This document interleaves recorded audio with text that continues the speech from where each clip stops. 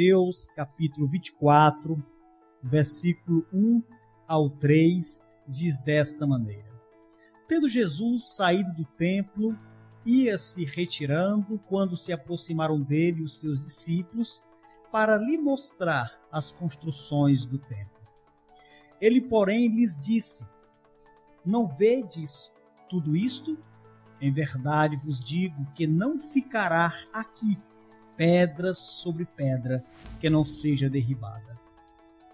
No Monte das Oliveiras, achava-se Jesus assentado quando se aproximaram dele os discípulos, em particular, e lhe pediram: Dize-nos quando sucederão estas coisas e que sinal haverá da tua vinda e da consumação do século.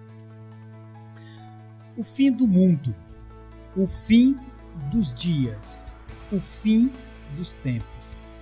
São expressões que causam curiosidade e também causam medo. Só o fato de pensar que um dia tudo que conhecemos terá um fim causa angústia, inclusive.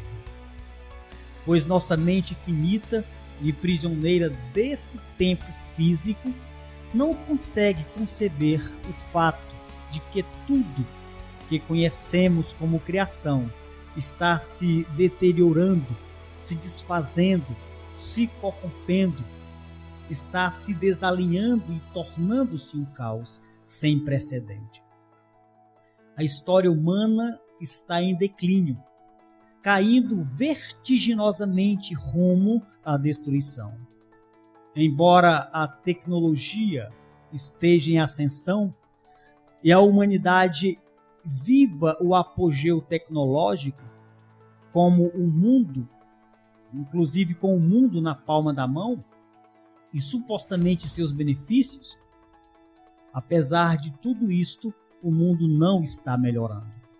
O homem continua com suas mazelas, egoísta, arrogante, soberbo, continua invejoso, traindo e sendo traído, continua exercendo a mentira, a imoralidade, continua exercendo e fazendo planos maléficos, é dissimulado, interesseiro, ganancioso, indiferente e, por fim, cada dia mais doente. Doente do coração, contaminado com o mal em todos os seus desdobramentos. Doente da mente, com o mal do século, a depressão, a qual leva-os a outros distúrbios mentais, que tem sido, inclusive, identificada como a causa de mais mortes no mundo. Doente do espírito, é infeliz, pois suas conquistas não trazem prazer nem contentamento. É o contrário, cada dia o vazio existencial na vida humana só aumenta desesperadamente. Estamos caminhando a passos largos para o fim deste mundo. Os jornais noticiam todos os dias o caos social de uma infraestrutura que está agonizando dolorosamente. O último capítulo do caos, dramatizada por 7,7 bilhões de habitantes, de acordo com as Nações Unidas. Mesmo com todos os esforços tecnológicos, filosóficos, ideológicos e políticos, o mundo não está melhorando. O tempo do fim foi predito por Jesus quando ele declarou em Mateus 24, versículo 2 e 3, Não vedes tudo isso? Não ficará aqui pedra sobre pedra que não seja derribada. Os discípulos lhes pediram: Dize-nos quando sucederão estas coisas e que sinal haverá da tua vinda e da consumação do século.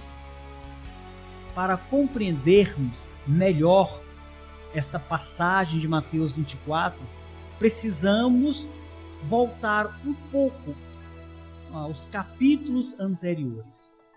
Desde o capítulo 21, temos um debate perturbador, um confronto entre Jesus e os líderes religiosos, um confronto severo que colocava em xeque a autoridade de Jesus como Messias. E esse confronto aconteceu no templo. O capítulo 24, versículo 1, Mateus dá início à narrativa dizendo o seguinte: tendo Jesus saído do templo. Essa informação é para nos lembrar de que o confronto perturbador aconteceu no templo. No capítulo 21, versículo 23, Mateus nos dá a seguinte informação: tendo Jesus chegado ao templo. Ou seja, desde 21, versículo 23, Jesus estava no templo. Verificamos nesses capítulos que a sua estada no templo não foi amigável e não contou com experiências agradáveis. A sua autoridade foi questionada pelos religiosos que indagavam: com que autoridade fazes estas coisas? Mateus capítulo 21, versículo 23. Essa pergunta feita pelos religiosos e líderes ali da época é respondida por Jesus com outra pergunta, a qual tinha como propósito identificar a natureza do batismo de João Batista. E também serviu de ponte para 3 parábolas que Jesus conta em Mateus 21, versículo 28 ao 31, Mateus 21, versículo 37 ao 41 e Mateus 22, do versículo 1 ao 14. Essas parábolas denunciavam esses líderes religiosos como falsos. Os mesmos seriam condenados por sua falta de arrependimento e por sua falta de fé no Messias e em sua missão. O debate continua e outras perguntas são feitas com o intuito de surpreenderem Cristo em algum erro que pudesse desmoralizá-lo. Os líderes religiosos fazem perguntas sobre a licitude do tributo pago a César, Mateus 22, 17, perguntas sobre a ressurreição dos mortos, Mateus 22 e 23, e sobre o maior de todos os mandamentos, Mateus 22 e 36. O intuito era de experimentá-lo, para então destruí-lo. O confronto foi duro, foi impiedoso, foi um confronto severo. E culmina com Jesus os questionando sobre a sua divindade, em Mateus 22 e 41. Eles não sabem responder. O confronto continua, se amplia, cresce fortemente e Cristo então conclui a confrontação condenando os falsos religiosos. Mateus 23, 13 a 29. É um debate duro, um debate em que Jesus percebe os questionamentos, em que sua missão messiânica é colocada em xeque, em que as reivindicações que ele faz de divindade, de messianidade, são postas em dúvidas.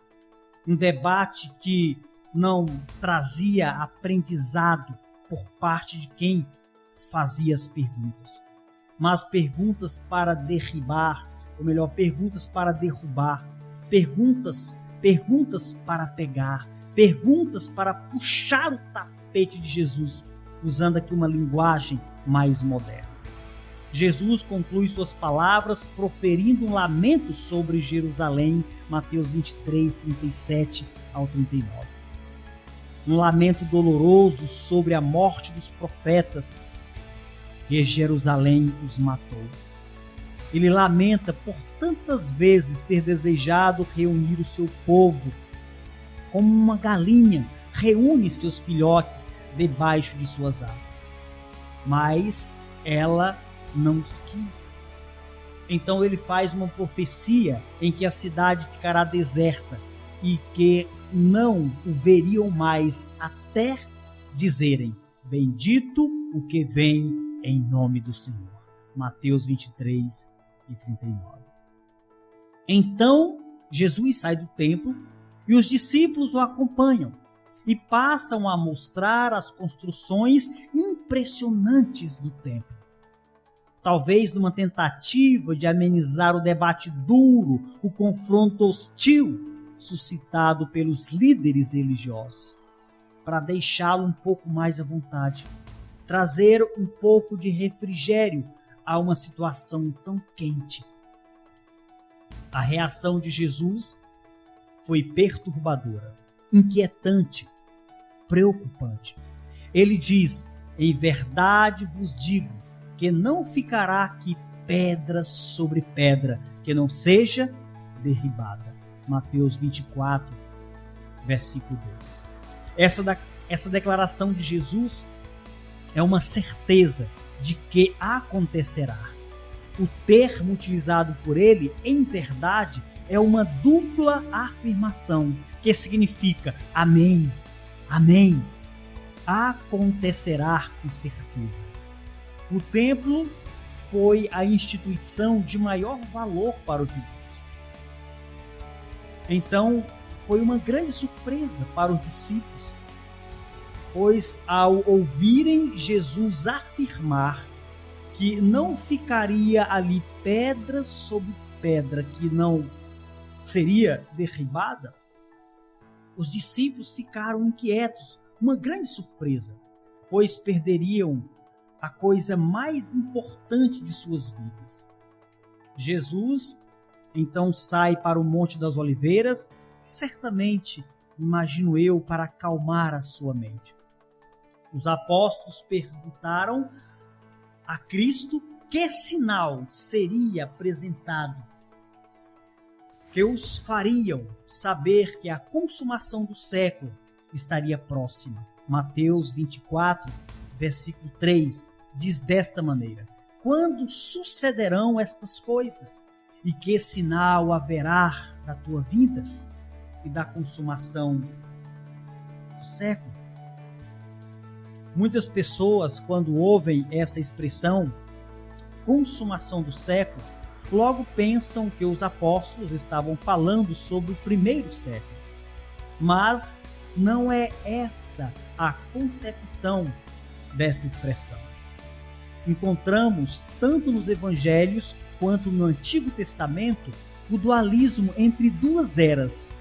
Inclusive, em Mateus capítulo 12, versículo 32, essa expressão aparece de forma plena, quando Jesus disse: se alguém falar contra o Espírito Santo, não lhe será isso perdoado, nem neste mundo, nem no porvir. A tradução que eu estou lendo aqui é a Almeida Revista e Atualizada. Mas na tradução da NVI diz da seguinte forma: nem nesta era, nem na que há de vir. Uma outra tradução, a corrigida e revista, diz desta maneira: nem neste século, nem no futuro. Nesta era, neste mundo, neste século, é o mundo atual em revolta contra Deus. Nós temos aqui nesta passagem Jesus afirmando que esta era, este mundo, este século, ele terá um fim. É o que nós chamamos o fim do mundo, o fim dos tempos, o fim dos dias. O fim desta era, deste mundo, deste século, é um fato imutável. Preparar-se para a volta de Cristo e para o fim deste mundo começa em considerar a predição e a afirmação feita por Cristo, quando ele diz: em verdade vos digo, não ficará aqui pedra sobre pedra que não seja derribada. Vai acontecer, é um fato. Confiar na palavra de Jesus, o Filho de Deus, é o que fará com que o mundo esteja preparado para o encontro com Deus e a consumação desta era. Não podemos negar que desde o século XVIII e início do século XIX temos assistido um forte levante de intelectuais na tentativa de eliminar da história humana a existência de Deus e de seu Filho, Jesus Cristo. O resultado deste incansável trabalho é uma sociedade incrédula e alienada, não somente da descrença em Deus, mas da incredulidade de qualquer forma de fé. O resultado prático na vida cotidiana é a hostilidade exercida em suas mais diversas formas de brutalidade, desde o ambiente familiar às mais diversas estruturas da sociedade. A crescente imoralidade que assola a humanidade é o resultado da falsa impressão da inexistência de Deus. Pois se Deus não existe, tudo é possível. Como, por exemplo, a pedofilia, o incesto, a mentira, a corrupção, assassinatos, mudança de naturalidade no relacionamento entre homens e mulheres, todo tipo de perversidade e imoralidade é permitido se Deus não existe. Renda-se aos pés de Jesus Cristo. Ele é o Deus eterno que se fez homem para tomar o nosso lugar e assim nos abrir caminho para a reconciliação com Deus, seu Pai. Ele afirmou que voltará e alistou vários sinais que nos indicam o tempo do seu retorno. Crer na palavra dele é o primeiro passo para o nosso encontro com ele.